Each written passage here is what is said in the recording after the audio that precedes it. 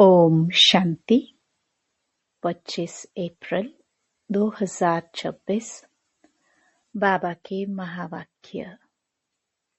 मीठे बच्चे, बाप दूर देश से आए हैं तुम बच्चों के लिए नया राज्य स्थापन करने। तुम अभी स्वर्ग के लायक बन रहे हो। प्रश्न। जिन बच्चों का शिव बाबा में अटूट निश्चय है, उनकी निशानी क्या होगी? उत्तर। वह आंख बंद करके बाबा की श्रीमत पर चलते रहेंगे, जो आज्ञा मिले। कभी ख्याल भी नहीं आएगा कि इसमें कुछ नुकसान न हो जाए, क्योंकि ऐसे निश्चय बुद्धि बच्चों का रिस्पॉन्सिबल बाप है। उन्हें निश्चय का बल मिल जाता है। अवस्था अडोल और अचल हो जाती है। गीत। तुम ही हो माता, तुम ही पिता हो। ओम शांति। यह महिमा किसकी सुनी, जिसको सिवाय तुम बच्चों के दुनिया में और कोई जानते नहीं है। यह है ऊंच ते ऊंच बाप की महिमा। बाकी जिसकी भी महिमा करते हैं, वह फालतू हो जाती है। ऊंच ते ऊंच एक ही बाप है, लेकिन बाप की पहचान कौन देवे? खुद आकर आत्मा की और अपनी पहचान देते हैं। कोई भी मनुष्य को आत्मा की भी पहचान है नहीं। भल कहते हैं महान आत्मा, जीव आत्मा।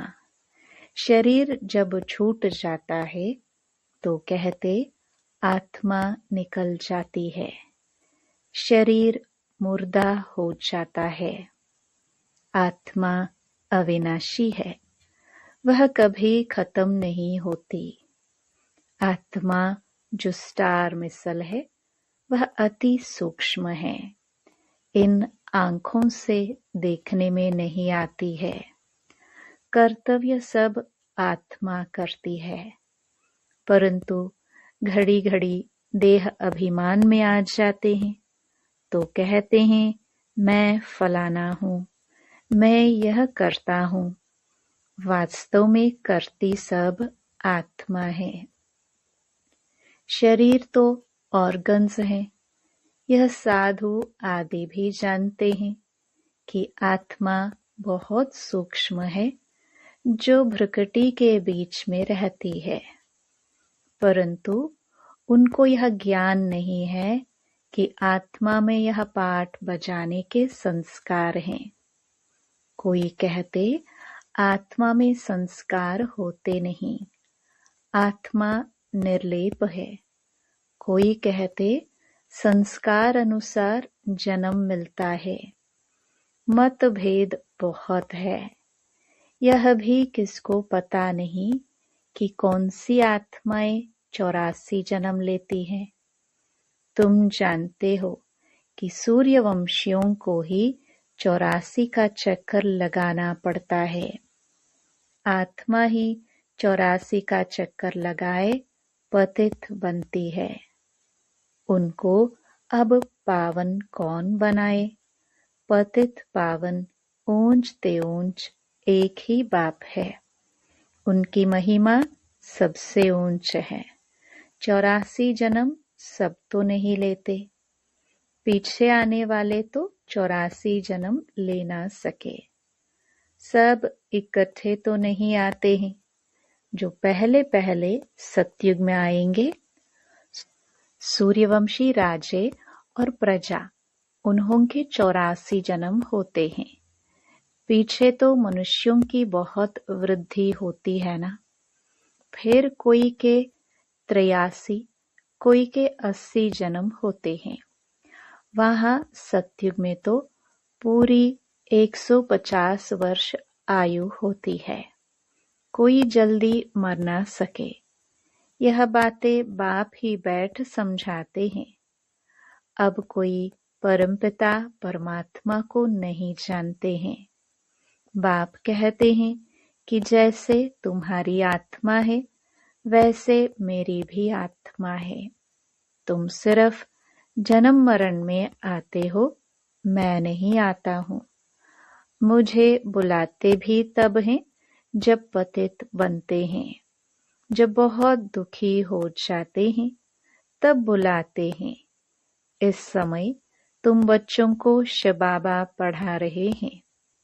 कोई पूछते कि यह कैसे माने कि परमात्मा आते हैं, तो उन्हों को समझाना है कि सब पुकारते हैं, हे पतित पावन आओ। अब वह है निराकार, उनको अपना शरीर नहीं है। आना भी है पतित दुनिया में, पावन दुनिया में तो नहीं आएंगे। ऐसे समझाना चाहिए। यह भी समझाना है कि परमात्मा इतना छोटा है जैसे आत्मा छोटी है, परंतु वह है मनुष्य सृष्टि का बीज रूप, नॉलेजफुल। बाप कहते हैं कि तुम मुझे परमपिता परमात्मा कहते हो, पुकारते हो तो जरूर आएंगे ना। गायन भी है कि दूर देश का रहने वाला आया देश पर आए। अभी बाप द्वारा मालूम पड़ा है कि अभी हम पराए देश अर्थात रावण के देश में हैं। सत्युग त्रेता में हम ईश्वरीय देश अर्थात अपने देश में थे। फिर द्वापर से लेकर हम पराए देश पराए राज्य में आ जाते हैं, वाम मार्ग में आ जाते हैं। फिर भक्ति शुरू हो जाती है। पहले पहले शिव बाबा की भक्ति करने लग जाते हैं। वे लोग शिव का इतना बड़ा लिंग बनाते हैं, परंतु इतना बड़ा तो वह है नहीं।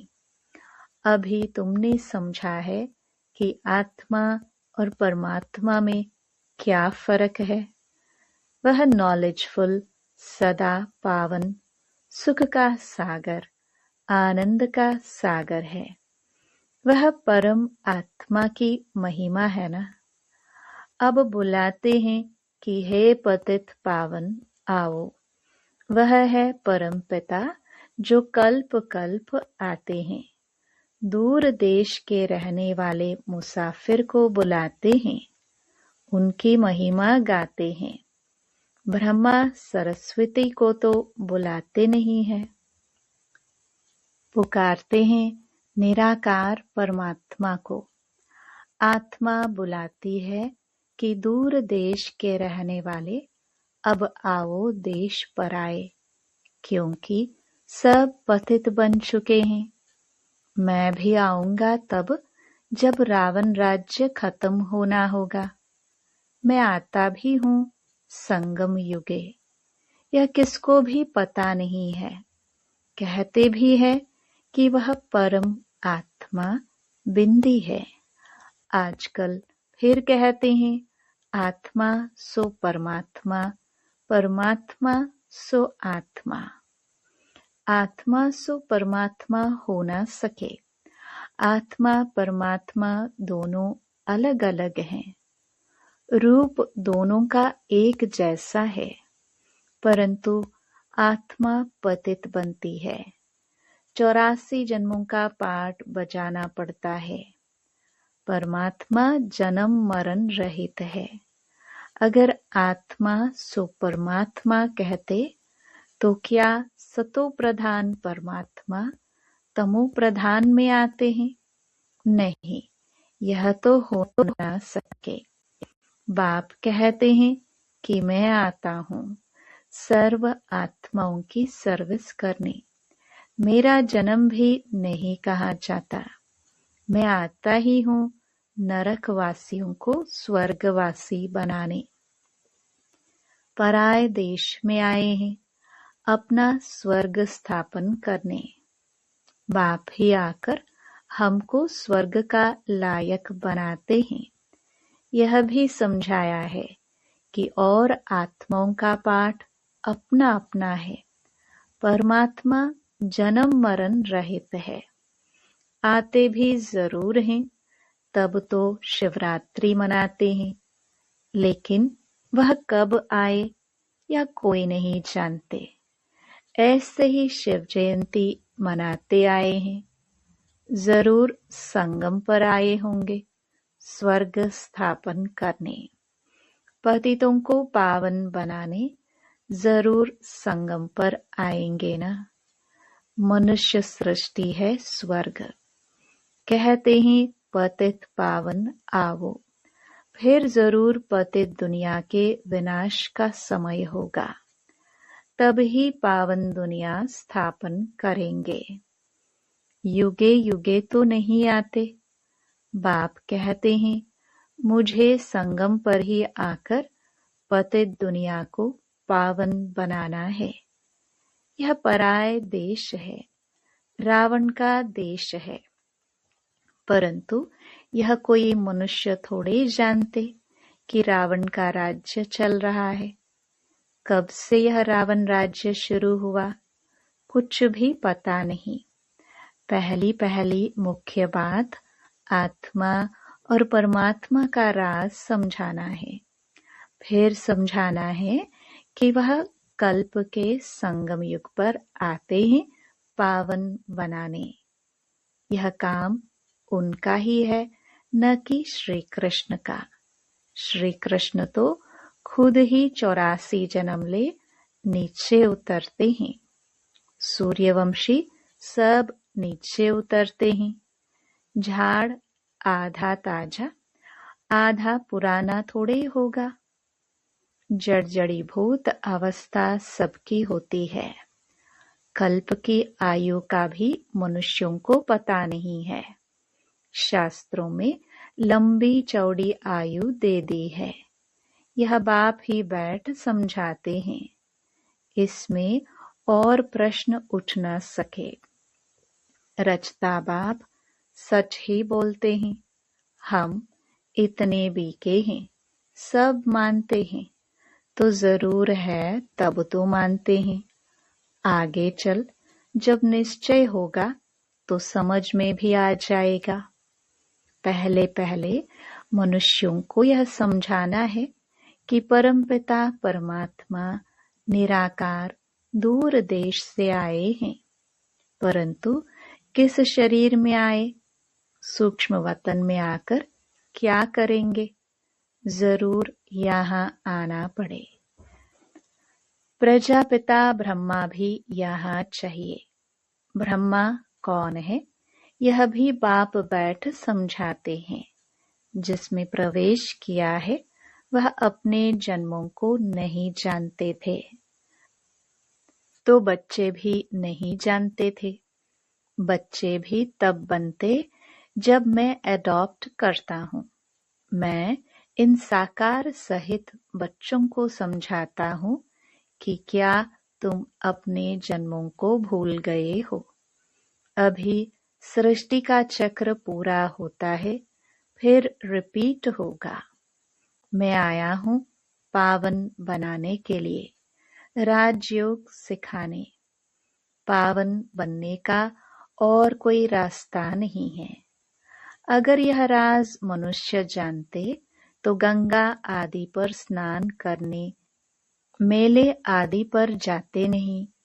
इन पानी की नदियों में तो सदैव स्नान करते रहते हैं। द्वापर से लेकर करते आए हैं। समझते हैं कि गंगा में डुबकी मारने से पाप नाश होंगे, परंतु कोई के भी पाप नाश नहीं होते हैं। पहले पहले तो आत्मा और परमात्मा का ही राज बताओ। आत्माएं ही परमात्मा बाप को पुकारती हैं। वह निराकार है, आत्मा भी निराकार है। इन ऑर्गन्स द्वारा आत्मा पुकारती है।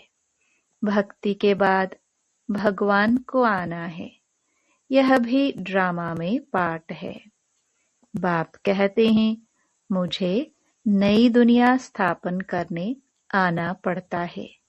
शास्त्रों में भी है कि भगवान को संकल्प उठा तो जरूर ड्रामा प्लान अनुसार संकल्प उठा होगा। आगे इन बातों को थोड़े ही समझते थे, दिन प्रतिदिन समझते जाते हैं। बाप कहते हैं मैं तुमको नई नई गुह्यते गुह्य बातें सुनाता हूँ। सुनते सुनते समझते जाते हैं। आगे ऐसे नहीं कहते थे कि शिव बाबा पढ़ाते हैं। अब तो अच्छी रीति समझ गए हैं और भी समझने का बहुत पड़ा है। रोज समझाते रहते हैं कि कैसे किसको समझाना चाहिए। पहले यह निश्चय करे कि बेहद का बाप समझाते हैं तो वह जरूर सत्य बताएंगे। इसमें मूंझने की भी बात नहीं। बच्चे कोई पक्के हैं, कोई कच्चे हैं। कच्चा है तो कोई को समझा नहीं सकते हैं। यह तो स्कूल में भी नंबरवार होते हैं। बहुतों को यह संशय पड़ता है कि हम कैसे समझे कि परमपिता परमात्मा आकर पढ़ाते हैं, क्योंकि उन्हों की बुद्धि में है श्री कृष्ण ने ज्ञान सुनाया। अब पतित दुनिया में तो श्री कृष्ण आ नहीं सकता। यह उनको सिद्ध करो कि परमात्मा को ही आना पड़ता है, पतित दुनिया और पतित शरीर में। बाप यह भी समझाते हैं कि हर एक की अपनी अपनी बुद्धि है। कोई तो झट समझ जाते हैं, जितना हो सके समझाना है। ब्राह्मण सब एक जैसे नहीं होते हैं, परंतु देह अभिमान बच्चों में बहुत है। यह बाबा भी जानते हैं कि नंबरवार हैं। डायरेक्शन पर बच्चों को चलना पड़े। बड़ा बाबा जो कहे वह मानना चाहिए। गुरुओं आदि की तो मानते आए हो। अब बाप जो स्वर्ग में ले जाने वाला है, उनकी बात तो आंख बंद कर माननी चाहिए। परंतु ऐसे निश्चय बुद्धि है नहीं। भल उसमें नुकसान हो व फायदा हो, मान लेना चाहिए। भल समझो नुकसान भी हो जाए, फिर भी बाबा कहते हैं ना, हमेशा ऐसे समझो कि शिव बाबा ही कहते हैं। ब्रह्मा के लिए मत समझो। रिस्पॉन्सिबल शिव बाबा होगा। उनका यह रत है, वह ठीक कर देंगे। कहेंगे कि मैं बैठा हूँ। हमेशा समझो कि शिव बाबा ही कहते हैं। यह कुछ नहीं जानते, ऐसे ही समझो। एक तरफ तो निश्चय रखना चाहिए। शिव बाबा कहते मेरा मानते रहो तो तुम्हारा कल्याण होता रहेगा। यह ब्रह्मा भी अगर कुछ कहते हैं तो उनका भी रिस्पॉन्सिबल मैं हूँ। तुम बच्चे फिक्र नहीं करो। शिव बाबा को याद करने से अवस्था और ही पक्की हो जाएगी। निश्चय में विक्रम भी विनाश होंगे, बल भी मिलेगा। जितना बाबा को याद करेंगे उतना बल जास्ती मिलेगा। जो श्रीमत पर चल सर्विस करते हैं वही ऊंच पद पाएंगे। बहुतों में देह अभिमान बहुत रहता है। बाबा देखो सब बच्चों से कैसे प्यार से चलता है। सबसे बात करते रहते हैं। बच्चों से पूछते हैं कि ठीक बैठे हो, कोई तकलीफ तो नहीं है। लव होता है बच्चों के लिए। बेहद के बाप को बच्चों के लिए बहुत बहुत लव है। जो जितनी श्रीमत पर सर्विस करते हैं उस अनुसार लव रहता है। सर्विस में ही फायदा है। सर्विस में हड्डियां देनी है। कोई भी काम करते रहेंगे तो वह फिर दिल पर भी रहते हैं कि यह बच्चा फर्स्ट क्लास है, परंतु चलते चलते किसी पर ग्रहचारी भी बैठती है। माया का सामना होता है ना। ग्रहचारी के कारण फिर ज्ञान उठा नहीं सकते। कई तो फिर कर्मणा सेवा अथक होकर करते हैं। तुम्हारा काम है सबको सुखधाम का मालिक बनाना, किसको दुख नहीं देना। ज्ञान नहीं है तो फिर बहुत दुख देते हैं। फिर कितना भी समझाओ तो समझते नहीं। पहले पहले समझानी देनी है आत्मा और परमात्मा की। कैसे आत्मा में 84 जन्मों का पाठ भरा हुआ है, जो अविनाशी पाठ है, कभी बदलने का नहीं है। ड्रामा में नोंधा हुआ है। यह निश्चय वाला कभी हिलेगा नहीं। बहुत हिल जाते हैं। पिछाड़ी में जब भंबोर को आग लगेगी तब अचल बन जाएंगे। अभी तो बहुत युक्ति से समझाना है। अच्छे अच्छे बच्चे तो सर्विस पर रहते हैं, दिल पर चढ़े रहते हैं, बहुत तीखे जाते रहते हैं, बहुत मेहनत करते हैं। उनको सर्विस का बहुत शौक रहता है। जिनमें जो गुण है वह बाबा वर्णन करते हैं।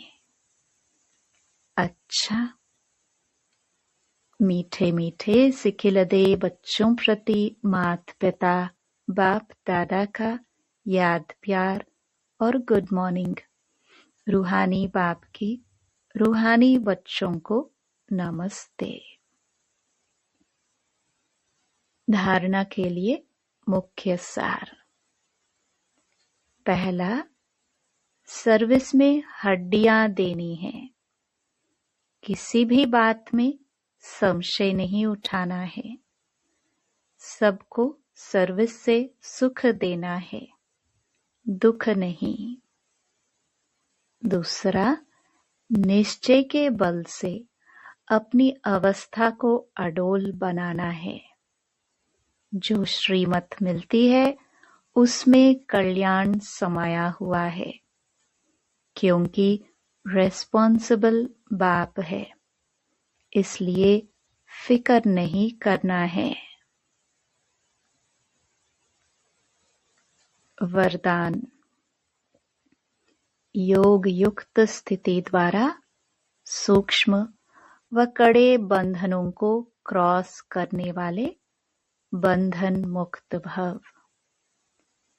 योग युक्त की निशानी है बंधन मुक्त।